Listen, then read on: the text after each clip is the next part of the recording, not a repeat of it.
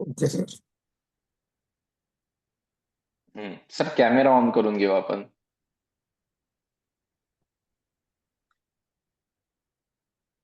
Camera on करता येणार sir तुम्हाला?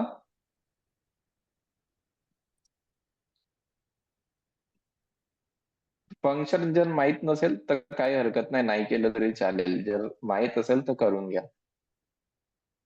नाही, जमत आहे? समजून नाही राहिलं सर. नाही ना.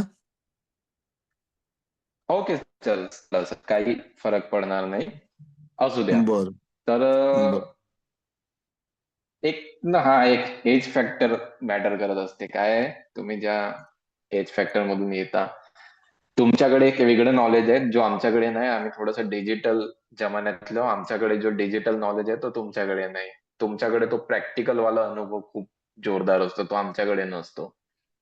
तर सर आपण आपल्या इंट्रोडक्शन कडे. माझं नाव नेताजी सोयाम. मी जिल्हा परिषद उच्च प्राथमिक शाळा देलनवाडी इथे सध्या कार्यरत आहे. पंचायत समिती सिंदेवाई, जिल्हा चंद्रपूर. आणि ओके. तसं माझं 12वी हे सायन्स मधूनच झालेलं आहे. परंतु इंग्लिशच्या हम्म. बाबतीत कसं आहे की 10वी आणि 12वीला मी 36-37 मार्क्स वरती पास झालेलो आहे. बाकी जे सायन्स अच्छा. सब्जेक्ट होते त्या सायन्स सब्जेक्ट अभ्यास करताना तिथं डायग्राम्स असायच्या आणि त्या डायग्रामचा वापर करून मला ते मार्क्स मिळायचे. परंतु ओके. इंग्लिश सब्जेक्ट मध्ये मी 36 या 37 10th अँड 12th एवढ्याच या इंग्लिश सब्जेक्ट माझा हे होता. त्यामुळे मला इंग्लिश बोलायला सुद्धा अडचण, आणि सुरुवातीपासनं इंग्लिश हा एक शत्रू म्हणूनच मला माझ्या माइंडमध्ये ते म्हणजे ठसलेलं होतं. परंतु हे क्लास प्रत्येकाच्या लावल्यामुळे आयुष्यात एक आणि सब्जेक्ट असतो. हा आणि माझा आवडता सब्जेक्ट म्हणजे मॅथ. आणि त्या अच्छा. मॅथमुळेच आणि मॅथमुळेच मॅथमुळेच मी हे विद्यार्थ्यांसाठी आता सायन्स शिकवतोय. आणि त्यातल्या त्यात असं झालं की अच्छा. आता जे दिवाळीमध्ये ट्रान्सफर झालेली आहे, त्या ट्रान्सफर मध्ये मला इंग्लिश मिडियमची शाळा मिळाली. आणि ओके. आणि विद्यार्थ्यांना ज्ञान द्यायचं असेल तर परफेक्टली असायला पाहिजे. थोडं जरी दिलं तरी चालेल, पण तो परफेक्ट असावा.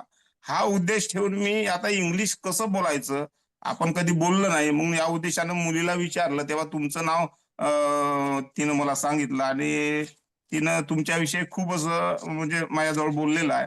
आणि मग म्हणून हम्म. मला असं वाटलं की आपण सरांकडून ते इंग्लिशच्या बाबतीत मार्गदर्शन करून घ्यावं.